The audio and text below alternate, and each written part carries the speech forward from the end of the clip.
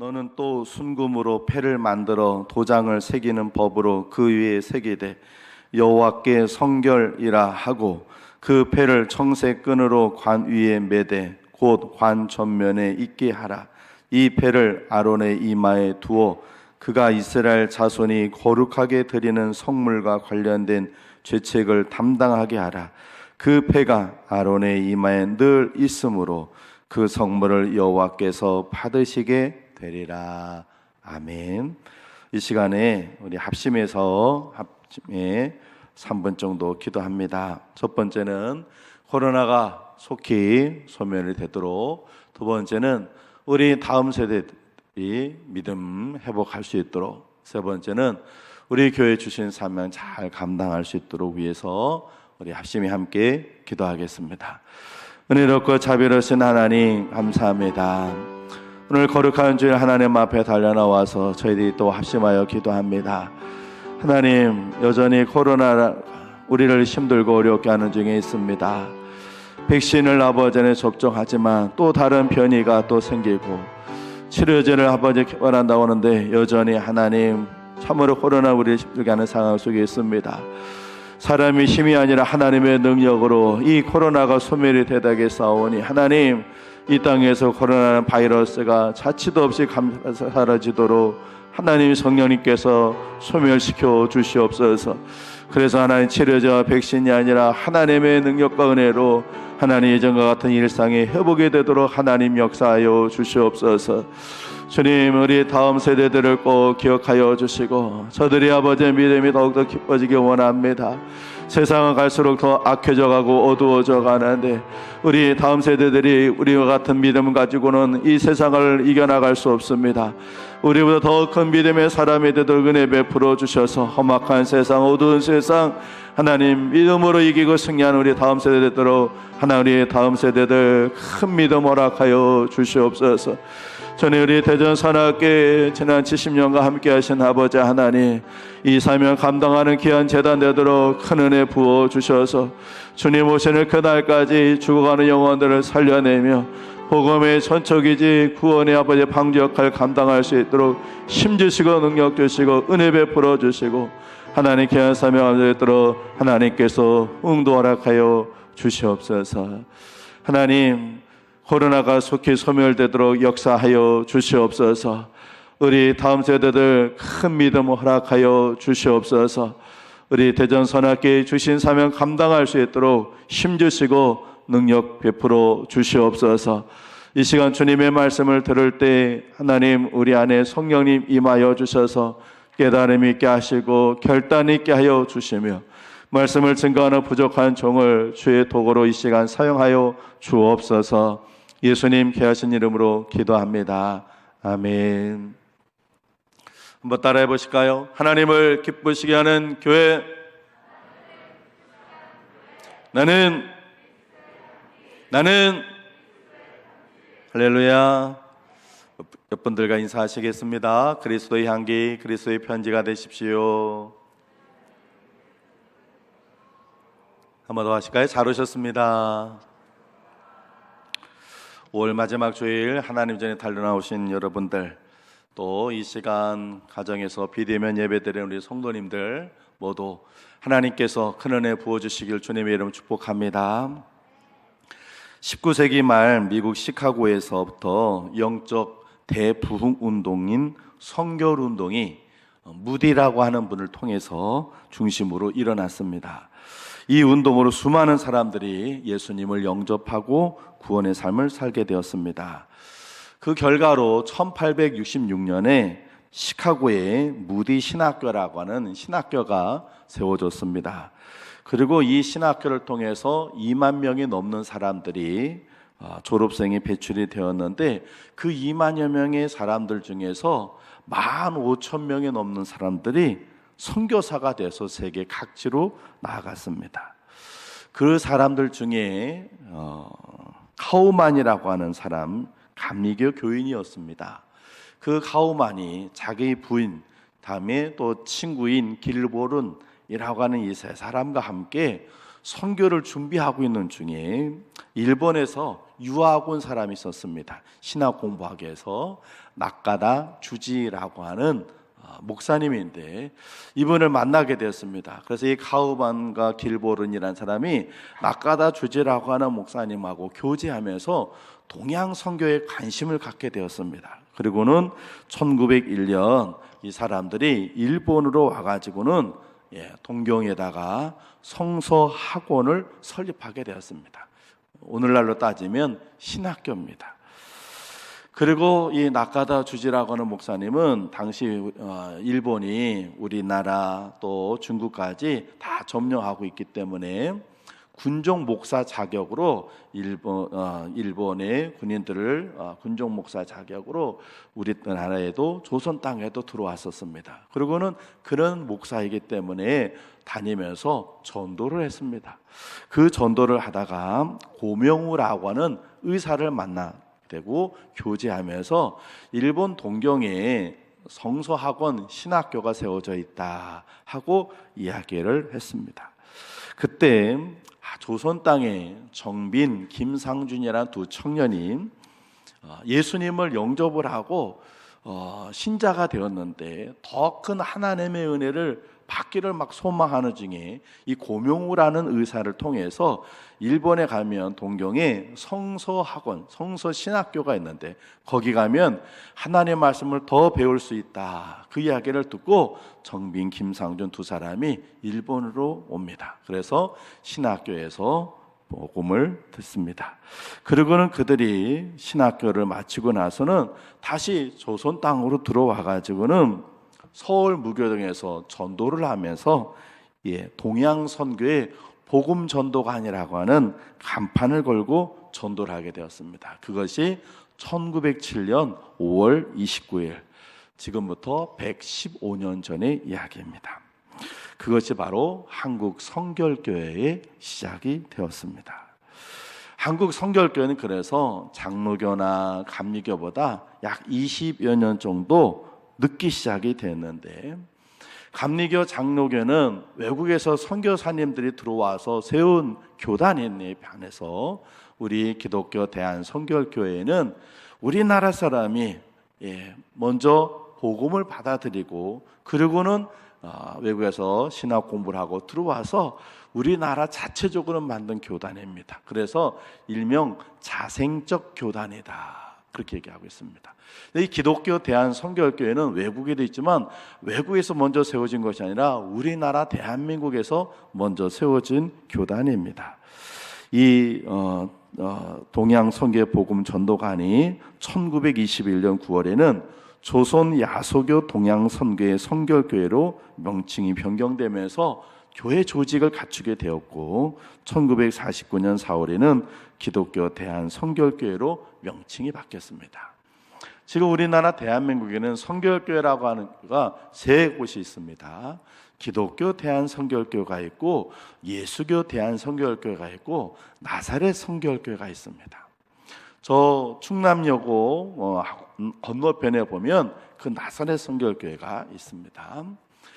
나사렛 성결교회는 외국에서 세워져서 한국으로 들어온 성결교단이고, 예수교 대한성결교회는 우리 기독교 대한성결교회에서 교리상의 조금 문제, NCC라고 하는 곳에 가입하는 문제로 오래전에 갈라져 나간 우리 형제와 같은 교단입니다.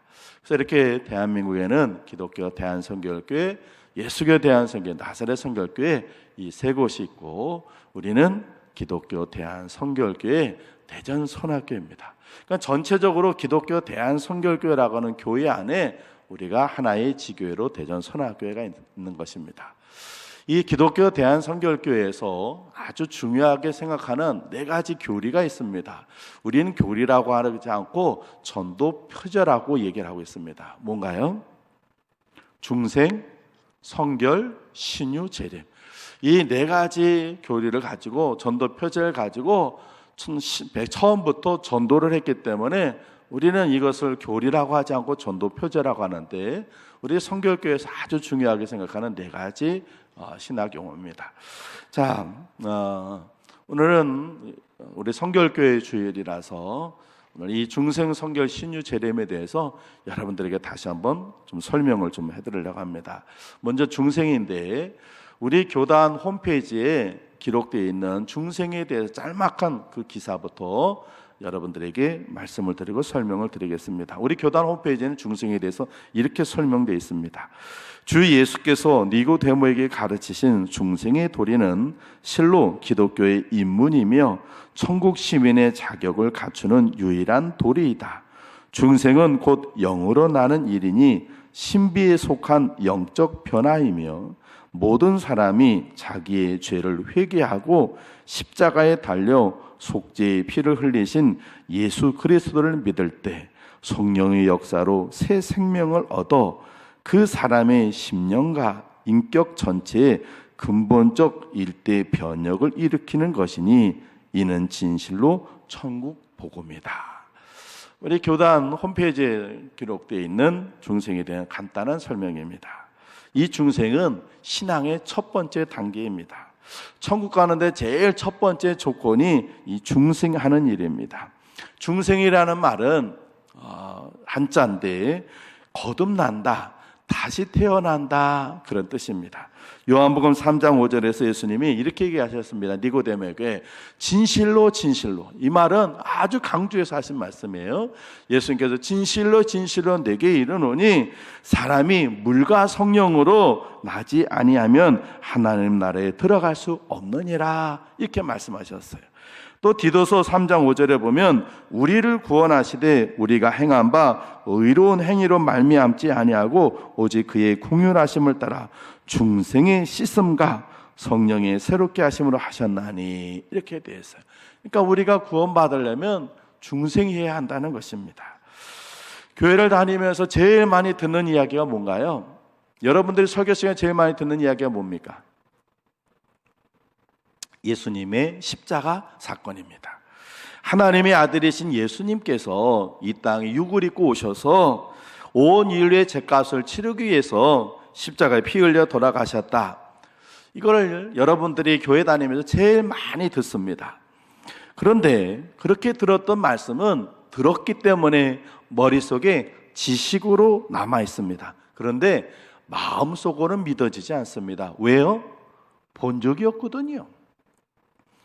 그 현장을 여러분들이 가본 적이 없어요. 들었기만 했지 본 적이 없어요. 그러니까 내 마음, 내 체험이 되지 않아요. 그냥 지식으로만 들었어요. 그러다가 어느 순간 머릿속에 있었던 이 지식이, 십자가의 그 사랑이 마음속으로 믿어지게 되는 때가 있어요. 그래서 죄인 중에 괴수 같은 나를 살리시기 위해서 십자가에서 그 예수님께서 모진 고난과 고통으로 돌아가신 그 주님의 은혜가 너무너무 고맙고 또 죄송해서 어찌할 바를 모르게 되는, 가슴이 터지게 되는 그런 경험을 하게 될 때가 있어요. 찬송을 부르다가, 어떤 때는 기도를 하다가, 어떤 때는 예수님 관련된 영화를 보다가, 어떤 때는 성경 말씀을 읽다가, 아니면 설교를 듣다가, 상황은 다 다르는데 그렇게 머릿속에 있었던 지식이 내 가슴으로 꽉 깊이 오게 될 때가 있어요. 바로 성령님의 역사로 체험을 하게 되는 거예요. 그 전까지는 그저 목사님이 하는 그걸 그래 그랬나 보다, 예수님 그렇게 돌아가셨지 하고 머릿속에만 알았던 그것이 내 가슴속에 꽉 맺히면서 너무너무 고맙고 감사하기도 하고 더 죄송하기도 해서 눈물이 쉴 새 없이 나오고 콧물이 범벅이 되도록 그런 일도 모르고 칭찬줄도 모르고 찬양을 하고 기도를 하는, 그렇게 하는 때가 있어요. 그런 체험이 마치 새롭게 태어나는 것 같아서 그때를 중생이라 하는 것입니다. 이것이 신앙의 가장 입문입니다. 사실 중생하지 않으면요 신자가 아닙니다. 그때까지는요 그냥 교인이에요. 교회 다니는 사람이에요. 교회 등록해서 교회 다니는 사람이지 진짜 신자는 아니에요. 그러나 중생하고 나서야, 체험하고 나서야 그 사람은 진짜 신자가 되는 것입니다. 중생의 체험을 하기 전까지는요 언제든지 교회를 떠날 수 있어요. 믿음을 버릴 수 있어요. 어릴 때는 그렇게 교회를 열심히 다니다가 중학생이 되든지 고등학생이 되든지 청년이 되든지 아니면 군대를 가든지 그러면서 교회를 떠나가지고는 완전히 교회하고는 빠이빠이. 아니 제가 저럴 수 있어? 아니 그렇게 주일학교 열심히 와가지고 그냥 선생님 가르치는 것만 성경도 암송도 하고 교회를 다 하고 막 교회에서 살다 하더니 어째 저럴까? 근데 그거는 교회에 대한 열심이었어요. 선생님이 잘한다 그러니까 자기 만족의 성취감에 나왔던 거지 거듭나지는 않았어요. 그러니까 교회를 떠나기도 하고 문제가 생기면 주님을 부인하기도 하고 그러는 거예요. 그런데 중생의 체험을 한 사람은요, 교회를 떠나지 않습니다. 주님을 부인하지 않습니다. 교회에서 나가라고 등을 떠밀어도 안 나갑니다. 왜요? 예수님께서 나를 위해 십자가에 달려 돌아가신 그 사실을 지식이 아니라 마음속으로 믿기 때문에, 확신하기 때문에, 예수님 십자가 못 박아 죽이라고 외치던 그 사람들 중에 내가 있음을 알기 때문에 중생의 체험은 바로 그것이에요. 예수님 못 박아 죽여라 십자가 못 박아 죽여라 외치던 그 사람들 중에 내가 있었다는 사실을 깨닫게 되는 거예요. 그러니까 등 떠밀어도 이런저런 시험이 들고 어려운 일이 생겨도 절대로 주님 부인하지 않습니다. 여러분, 여러분의 자녀에게 물어보셔야 돼요. 예수님께서 너를 위해 십자가에 달려 돌아가신 것을 너는 믿고 있느냐? 한번 물어보세요. 여러분 때문에 교회는 나오지만 아직도 거듭나지 않았다면 여러분 자녀가 중생하도록 기도하셔야 돼요. 여러분 때문에 교회를 나오지만 언제든지 떠날 수 있어요. 또 아직 그런 중생의 체험을 하지 못하신 분이 여기 가운데 계시다면 여러분 좀 더 열심히 신앙생활 하십시오. 그래서 예수님의 그 십자가 사건이 머릿속의 지식이 아니라 여러분 가슴속에, 여러분 마음속에, 여러분 영혼 속에 남겨있는 체험이 되기를 주의 축원을 드립니다. 그리고 중생의 체험을 하신 성도님들은 다음 단계인 성결의 단계로 나아가도록 힘쓰시기를 바랍니다. 두 번째, 성결입니다. 우리 교단에서 성결을 이렇게 간단하게 요약을 하고 있습니다. 이는 교인이 받을 성령 세례를 가리킴이니 주 예수께서 요한은 물로 세례를 베풀었으나 너희는 몇 날이 못되어 성령으로 세례를 받으리라고 약속하신 대로 오순절의 제자들은 성령의 세례 즉 성결의 은혜를 체험하였으니 우리도 모든 사람을 중생으로 인도하고 중생한 처지에 있는 신자들은 성결의 은혜를 체험하도록 인도한다. 이렇게 되어 있어요. 여러분, 아기가 엄마 뱃속에서 태어나죠? 태어나면 점점 어떻게 돼요? 점점 자랍니다. 태어나자마자 그냥 그대로 한 달, 두 달, 세 달, 네 달, 1년, 2년 가는데도 그대로 있는 아이는 없어요. 한번 태어나면 점점 자라듯이. 저와 여러분들이 중생의 체험을 한 신자는 점점 자라야 됩니다. 어디까지 자라야 돼요? 어디까지? 그리스도의 장성한 분량에 이르기까지 자라야 합니다. 그렇게 자라나는 것이 성결입니다. 이 성결의 은혜는 대부분 내적인 은혜로 조용히 주어집니다. 예수님께서 나의 죄 때문에 돌아가셨다는 걸 믿어지게 되는 것, 그것이 중생의 체험이라고 한다면, 이제 내가 그 예수님께서 원하시는 삶을 살아야지 하고 생각하고 주님의 말씀에 순종하며 사는 것, 그러면서 거룩하게 되는 것, 그것이 성결이에요. 그것은 언젠가 뭔가 이루어지는 것이 아니에요. 예수님까지 데려가는 것. 그런데 우리는 절대로 그렇게까지 될 수 없어요. 그러니 그 성결은 계속해서 진행이 되어야 돼요. 그런데 이 중생의 체험을 했다고 해서 우리 원죄까지 다 사라지는 건 아니에요. 우리가 예수님께서 나를 십자가에 달려 돌아가셨던 사실을 깨달아지고, 그래서 내 죄 때문에 예수님이 돌아가셨거나 깨달아지고, 내가 이제 죄를 짓지 말아야지 결단합니다. 내가 이제 정말 주님 원하신 대로 살아야지 각오합니다. 그런데 그 각오를 해도 또 넘어지고 실패합니다. 중생의 단계에서 성결의 단계까지 못 나가기 때문에 그러는 거예요. 각오해요. 내가 절대로 이제는 내가 말이야, 내가 이렇게 할 거야, 내가 그래야지. 그런데 작심 삼일이 되고 말아요. 아이고, 여러분, 신앙은요, 각오하고 다짐한다고 되는 게 아니에요. 제가 지난주에도 제 친구, 담배 피우는 친구 얘기했죠. 담배를 해놓고 거기에다 주면 저를 주면서 나 절대로 안 핀다고 호언 장담하고 다짐하고 각오하고 결심하는데 몰래서 숨어서 또 피더라니까요. 신앙생활은요, 각오하고 다짐한다고 되는 게 아니에요. 나의 의지 갖고는 안 돼요. 성령님께서 도와주셔야 돼요. 그것이 성결의 힘이에요. 우리 안에 성령님께서 내주하셔서 더 이상 내가 주인이 아니라 성령님께서 나의 주인이 되어주셔서 나를 통치해주고 다스려주실 때, 그래서 그분의 힘으로 우리가 거룩한 삶을 살아나가는 거예요. 마태복음 16장에 보면 베드로가 이런 고백합니다. 주는 그리스도시요 살아계신 하나님의 아들입니다. 이렇게 고백해요. 중생한 사람의 고백이죠. 그러고 나서 베드로는 실패합니다.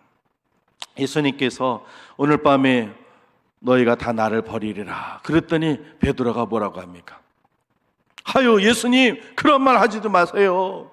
제가 차라리 죽으면 죽었지 저는요 절대로 주님 부인하지 않습니다. 저는 끝까지 주님 따라갈 겁니다. 각오하고 다짐하고 결심하고 호언장담을 합니다. 그로부터 하루도 안 지나 몇 시간 지나지 않아 베드로는 나 예수님 모른다고 3번 부인하지 않습니까? 중생한 사람은요 이렇게 실패할 수 있어요. 각오하고 다짐하는 사람이요 이렇게요 넘어질 수 있어요. 그랬던 그 베드로가 마가의 다락방에서 성령의 세례를 받고 성령의 충만함을 받고 나서는 그는 십자가에 거꾸로 매달려 순교하는 사람이 됩니다. 베드로의 각오와 결심이 좋아져서 그런 게 아니에요. 베드로의 그 각오와 결심 가지고는요 절대로 순교 못해요. 그러나 성령님께서 베드로 속에 들어가서 임하시고 역사하시니까 성령의 사람이 되니까 베드로는 순교자가 될 수가 있었던 것입니다. 여러분, 신앙의 단계는요 예수님은 나의 구주시고 하나님의 아들입니다 이 고백하는 중생의 단계에서 성령님께서 내주하시는 그 성결의 단계까지 나아가야 돼요. 그래야 신앙이 제대로 되는 거예요. 오늘날 많은 그리스도인들이요 불신자와 다를 바 없이 문제 생기면 불안해하고 염려하고 두려워하고 걱정하고 근심하고 벌벌 떨고, 그리고 또 그 삶이 도덕적이고 윤리적인 속에서도 제대로 되지 못해서 세상 사람부터 욕을 먹고 비난을 받는 그 이유는요 바로 이 성결의 은혜가 없기 때문에 그래요. 예수님께서 나를 십자가에 달려도는 그 사실을 믿었지만 성령님께서 임하셔서 그 사람을 변화시키지 않으니까, 인격의 변화가 이루어지지 않으니까 그저 옛날 모습 그대로 살아가니까, 그러니까 욕 먹고 비난받는 거예요. 여러분 어제 뉴스 보셨나요? 저 경기도 양주의 한 식당에서 밥을 먹고 모녀가 나와가지고는 옆에 사람들을 앉혀놨다고 욕을 해대고, 그 기사를 보셨나요? 그 화면에 나오는, 그 기사에 나온 사람이 여자 목사라면서요. 간호조무사 겸 작가 겸 여자 목사래.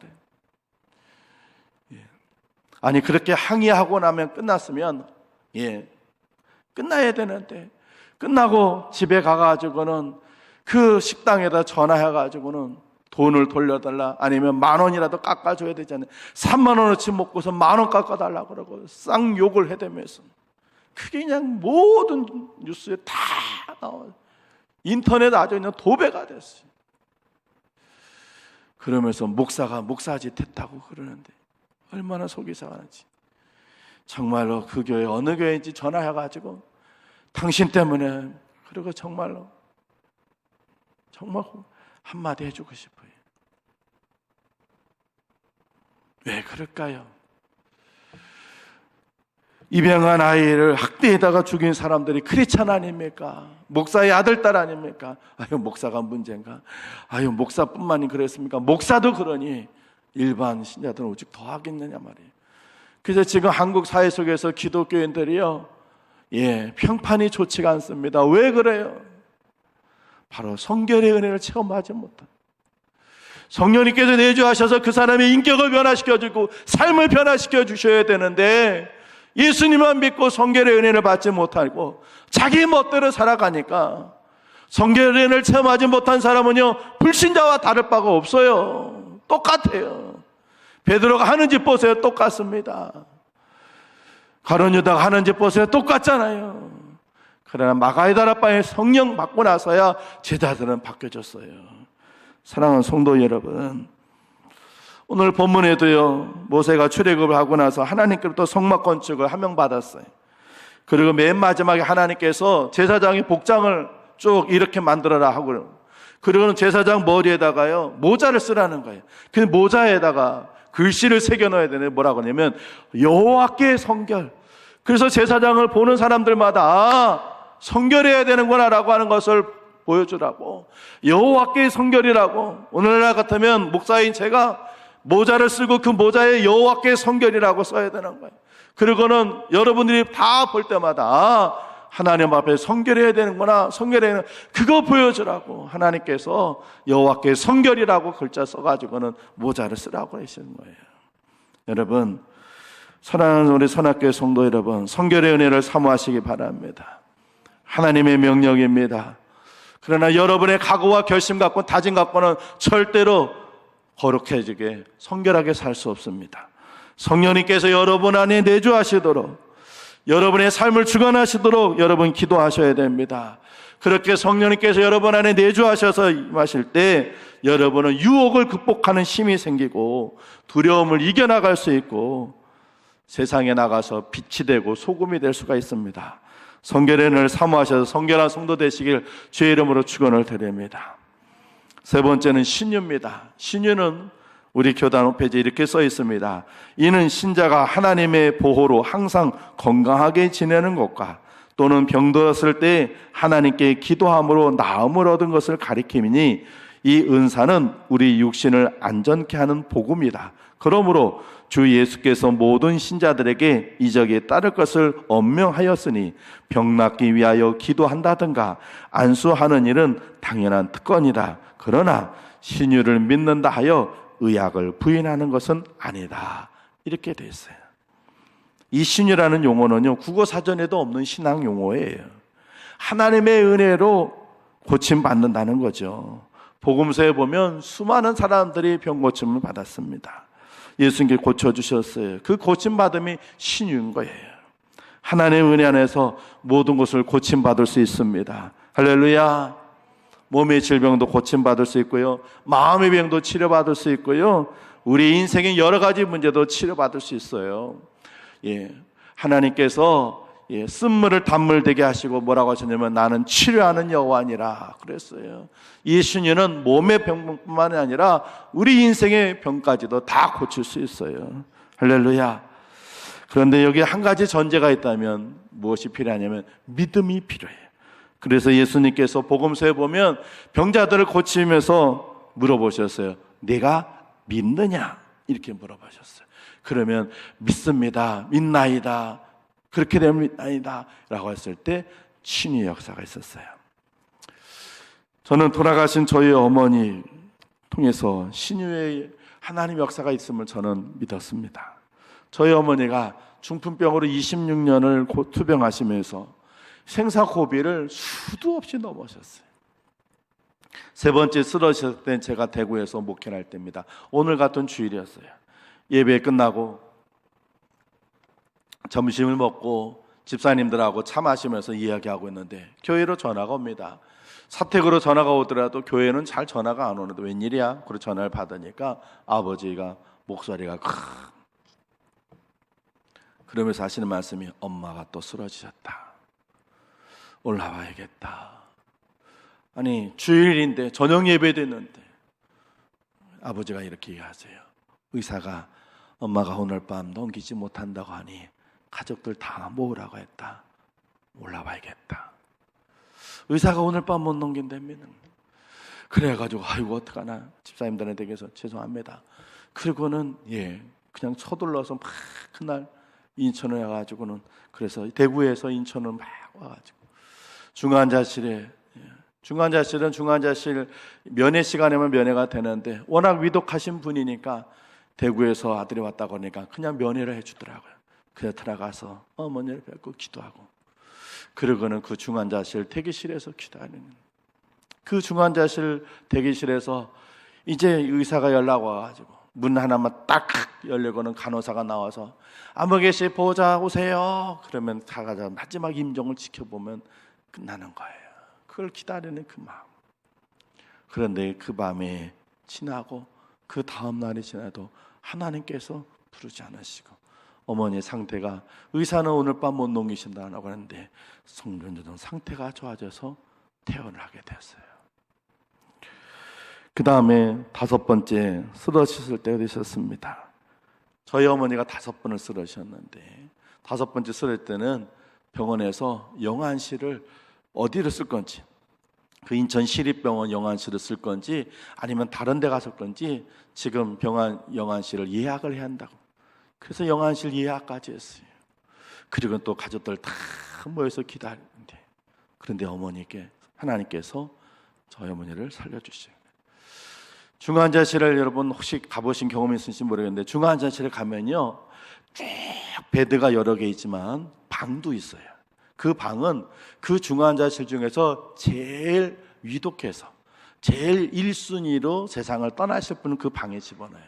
저희 어머니 그 방에서 계셨어요. 5번째 수련 때 가보니까 그 방에 계셨어요. 아, 이제는 정말 돌아가시는구나. 뭐 영안실까지 예약했으니까 돌아가시면 곧장 장례식장으로 옮기는 거죠.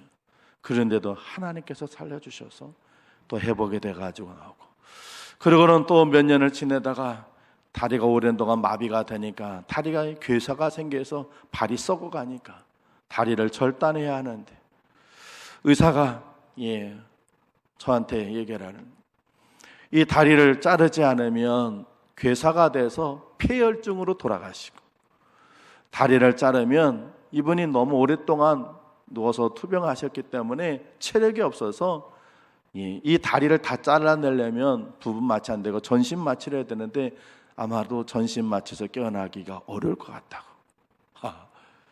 수술을 안 해도 돌아가시고 수술을 해도 돌아가실 확률이 높다고. 그러나 혹시라도 마취에서 깨어나셨으니 수술을 안 하면 이거는 분명히 폐혈증이라 다리 썩어서 돌아가시니 한번 수술이라도 해봐야 되지 않겠느냐고. 그래서 수술을 하겠습니다. 그리고 수술을 하겠다고 사인을 하고 돌아오는데 가슴이 얼마나 아픈지. 그러면서 찬송을 부르면서 제가 그때 안성했을 때인데 인천에서 안성까지 1시간 반 오면서 온 세상 날 버려도 주 예수 안 버려. 그래요. 하나님 우리 어머니 버리지 말아 주십시오. 세상 사람들이 다 어머니를 버린다 해도 하나님 버리지 말아 달라고 기도했는데 하나님께서 그 기도를 들어주셔서 감사하게도 한쪽 다리를 다 절단했는데도 마취해서 깨어나시기도 하시고 중환자실에 가지 않고 일반 병실에 들어오셔서 회복이 되셨어요. 저는 신유의 역사를 믿습니다.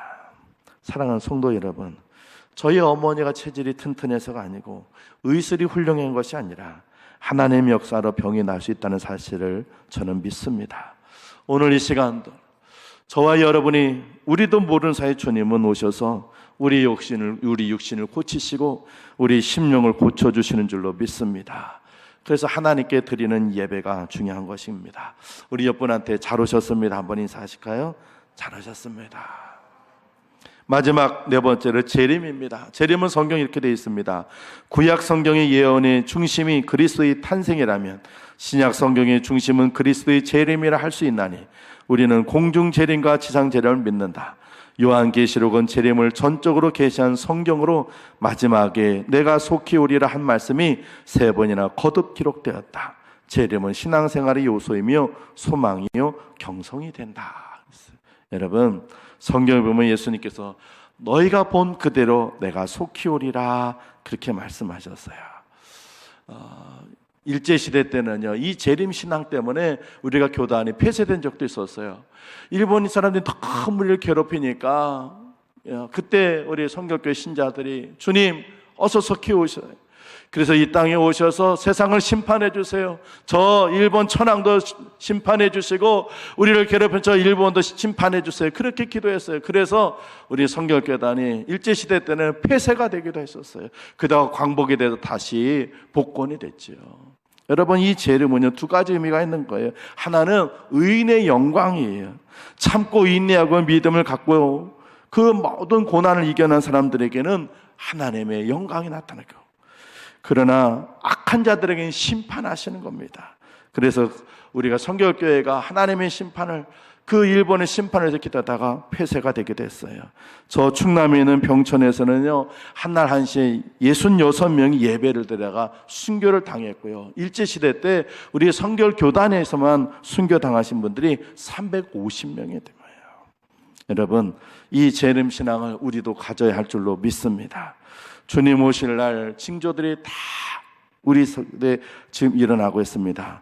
하늘나라에 대한 소망을 잃지 마시고, 여러분 다시 오실 주님 바라보며 승리하는 여러분 되시길 바랍니다. 이번 한 주간 동안에 다시 오실 주님을 기다리며 천국에 대해 소망을 품고 살아가는 여러분 모두 되시길 주의 이름으로 축원을 드립니다. 우리 성결교단에 4가지 전도 표제가 있습니다. 우리 다시 한번 마지막으로 한번 보고 말씀 마칠 텐데, 첫 번째는 뭐예요? 중생입니다. 예수님이 나를 십자가 달려 믿는다는 사실. 그 다음에 성결이에요. 이것은 성령님께 내 안에 임하셔서 나를 예수님처럼 바꿔주시는 거예요. 이 성결의 은혜를 구하십시오. 세 번째는 신유예요. 하나님께서 우리 몸과 병, 마음의 병, 우리 삶을 다 치료해 주신다는 거예요. 네 번째는 예수님 다시 온다는 거예요. 이 중생, 성결, 신유, 재림, 이 4가지 전도표제 꼭 붙잡고 이번 한 주간 또 승리하는 여러분 되시기를 주의 이름으로 축원을 드립니다. 기도하겠습니다. 하나님 아버지, 우리 성결교회 주일에 우리 교단의 4가지 전도표제 중생, 성결, 신유, 재림을 보았습니다. 주님 감사합니다. 죽을 수밖에 없는 죄인을 구원하여 주셔서 중생의 체험을 주신 하나님, 이제 성령님께서 우리를 다스려 주셔서 그리스도의 장성한 분량에까지 변화되는 하나님 거룩한 하나님 성도 되게 만들어 주시옵소서. 우리의 모든 몸도 마음도 우리 하나님 삶도 치료하여 주시옵소서. 다시 오실 주님을 이번 한 주간 바라보며 소망적인 그리하며 사는 소망으로 사는 한 주간 되게 도와주옵소서. 예수님 귀하신 이름으로 기도합니다.